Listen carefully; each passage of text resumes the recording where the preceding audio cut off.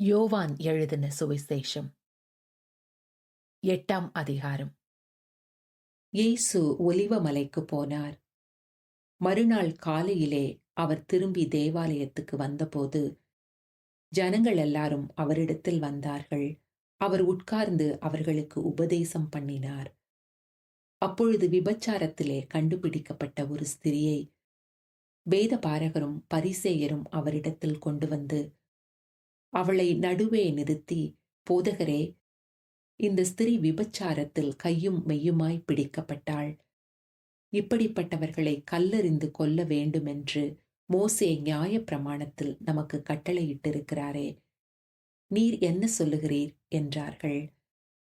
அவர் மேல் குற்றஞ் சுமத்துவதற்கான காரணம் உண்டாகும் பொருட்டு அவரை சோதிக்கும்படி இப்படி சொன்னார்கள். இயேசுவோ குனிந்து விரலினால் தரையிலே எழுதினார்.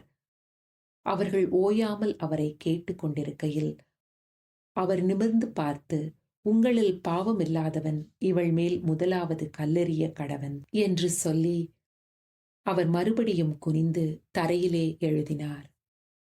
அவர்கள் அதை கேட்டு தங்கள் மனசாட்சியினால் கடிந்து கொள்ளப்பட்டு, பெரியோர் முதல் சிறியோர் வரைக்கும் ஒவ்வொருவராய் போய்விட்டார்கள். இயேசு தனித்திருந்தார். அந்த ஸ்திரீ நடுவே நின்றாள்.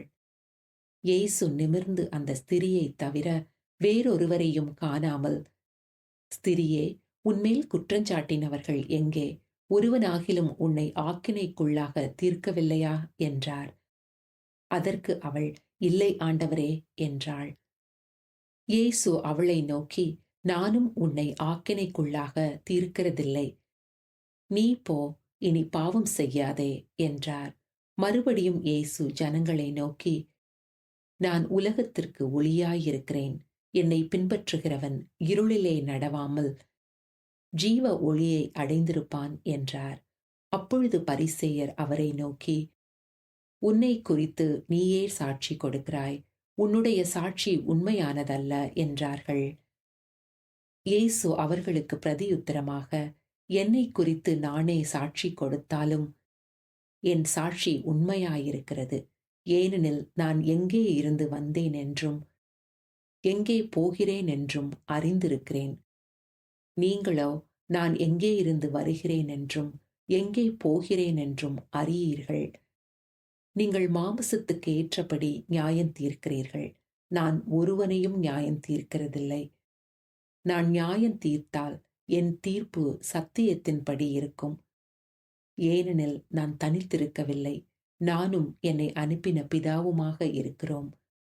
2 பேருடைய சாட்சி உண்மை என்று உங்கள் நியாய பிரமாணத்திலும் எழுதியிருக்கிறதே. நான் என்னை குறித்து சாட்சி கொடுக்கிறவனாயிருக்கிறேன். என்னை அனுப்பின பிதாவும் என்னை குறித்து சாட்சி கொடுக்கிறார் என்றார். அப்பொழுது அவர்கள், உம்முடைய பிதா எங்கே என்றார்கள். இயேசு பிரதியுத்தரமாக, என்னையும் அறியீர்கள், என் பிதாவையும் அறியீர்கள். நீங்கள் என்னை அறிந்தீர்களானால் என் பிதாவையும் அறிவீர்கள் என்றார். தேவாலயத்திலே இயேசு உபதேசம் பண்ணுகிற போது தர்ம பெட்டி இருக்கும் இடத்தில் இந்த வசனங்களை சொன்னார். அவருடைய வேளை இன்னும் வராதபடியினால் ஒருவனும் அவரை பிடிக்கவில்லை. இயேசு மறுபடியும் அவர்களை நோக்கி, நான் போகிறேன். நீங்கள் என்னை தேடி உங்கள் பாவங்களிலே சாவீர்கள். நான் போகிற இடத்துக்கு வர உங்களால் கூடாது என்றார். அப்பொழுது யூதர்கள், நான் போகிற இடத்துக்கு வர உங்களால் கூடாது என்கிறானே, தன்னைத்தான் கொலை செய்து கொள்வானோ என்று பேசிக்கொண்டார்கள். அவர் அவர்களை நோக்கி, நீங்கள் தாழ்விலிருந்துண்டானவர்கள், நான் உயர்விலிருந்துண்டானவன். நீங்கள் இந்த உலகத்திலிருந்துண்டானவர்கள், நான் இந்த உலகத்திலிருந்துண்டானவன் அல்ல. ஆகையால் நீங்கள் உங்கள் பாவங்களில் சாவீர்கள் என்று உங்களுக்கு சொன்னேன்.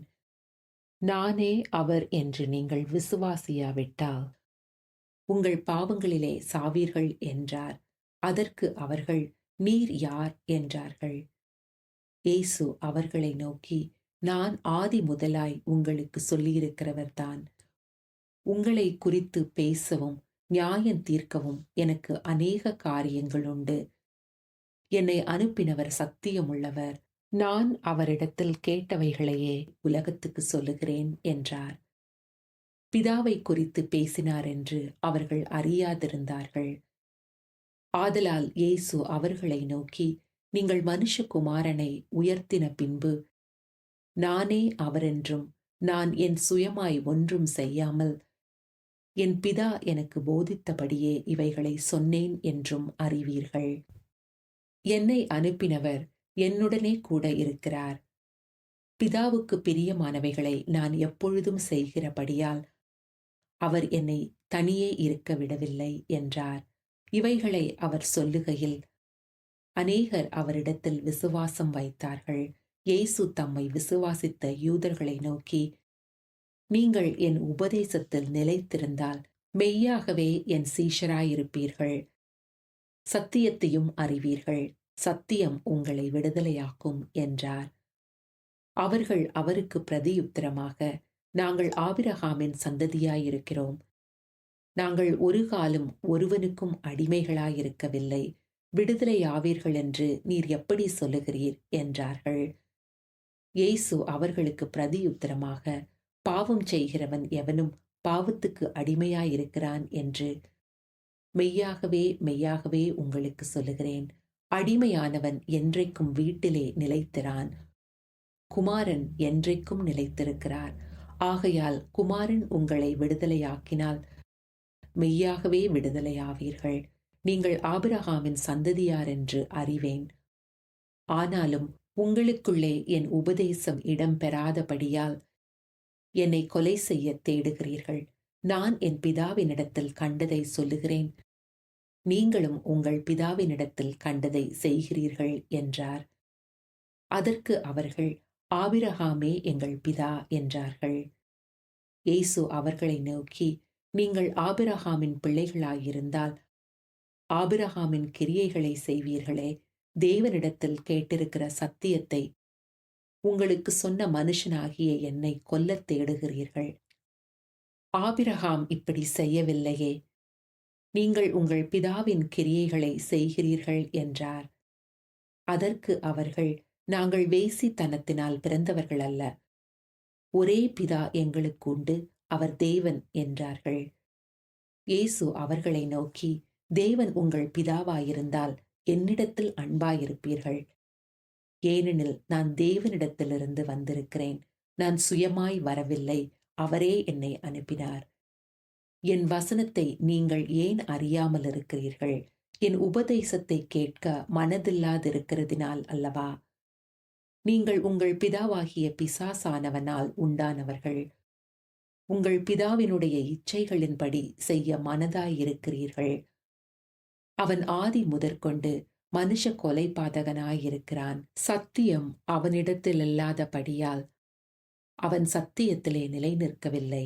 அவன் பொய்யனும் பொய்யுக்கு பிதாவுமாயிருக்கிறபடியால் அவன் பொய் பேசும்போது தன் சொந்தத்தில் எடுத்து பேசுகிறான்.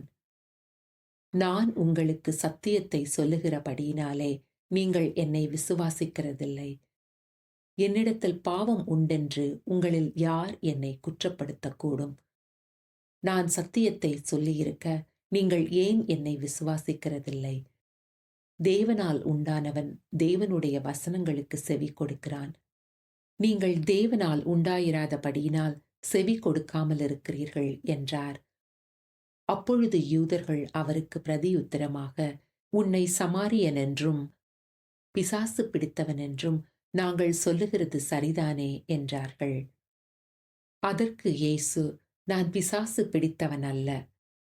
நான் என் பிதாவை கனம் பண்ணுகிறேன். நீங்கள் என்னை கனவீனம் பண்ணுகிறீர்கள். நான் எனக்கு மகிமையை தேடுகிறதில்லை. அதை தேடி நியாயம் தீர்க்கிறவர் ஒருவர் இருக்கிறார். ஒருவன் என் வார்த்தையை கைக்கொண்டால் அவன் என்றென்றைக்கும் மரணத்தை காண்பதில்லை என்று மெய்யாகவே மெய்யாகவே உங்களுக்கு சொல்லுகிறேன் என்றார். அப்பொழுது யூதர்கள் அவரை நோக்கி, நீ பிசாசு பிடித்தவன் என்று இப்பொழுது அறிந்திருக்கிறோம்.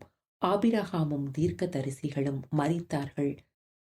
நீயோ ஒருவன் என் வார்த்தையை கைக்கொண்டால் என்றென்றைக்கும் மரணத்தை ருசி பார்ப்பதில்லை என்கிறாய். எங்கள் பிதாவாகிய ஆபிரகாமிலும் நீ பெரியவனோ? அவர் மரித்தார். தீர்க்கதரிசிகளும் மரித்தார்கள். உன்னை நீ எப்படிப்பட்டவனாக்குகிறாய் என்றார்கள். இயேசு பிரதியுத்தரமாக, என்னை நானே மகிமைப்படுத்தினால் அந்த மகிமை வீணாயிருக்கும். என் பிதா என்னை மகிமைப்படுத்துகிறவர். அவரை உங்கள் தேவன் என்று நீங்கள் சொல்லுகிறீர்கள். ஆயினும் நீங்கள் அவரை அறியவில்லை. நான் அவரை அறிந்திருக்கிறேன். அவரை அறியேன் என்று சொல்வேனாகில் உங்களைப் போல நானும் பொய்யனாயிருப்பேன். அவரை நான் அறிந்து அவருடைய வார்த்தையை கைக்கொண்டிருக்கிறேன். உங்கள் பிதாவாகிய ஆபிரகாம் என்னுடைய நாளை காண ஆசையாயிருந்தான், கண்டு களிகூர்ந்தான் என்றார். அப்பொழுது யூதர்கள் அவரை நோக்கி, உனக்கு இன்னும் 50 வயதாகவில்லையே, நீ ஆபிரகாமை கண்டாயோ என்றார்கள். அதற்கு இயேசு, ஆபிரகாம் உண்டாகிறதற்கு முன்னமே நான் இருக்கிறேன் என்று மெய்யாகவே மெய்யாகவே உங்களுக்கு சொல்லுகிறேன் என்றார். அப்பொழுது அவர் மேல் எரியும்படி கல்லுகளை எடுத்துக்கொண்டார்கள். இயேசு மறைந்து அவர்கள் நடுவே கடந்து தேவாலயத்தை விட்டு போனார்.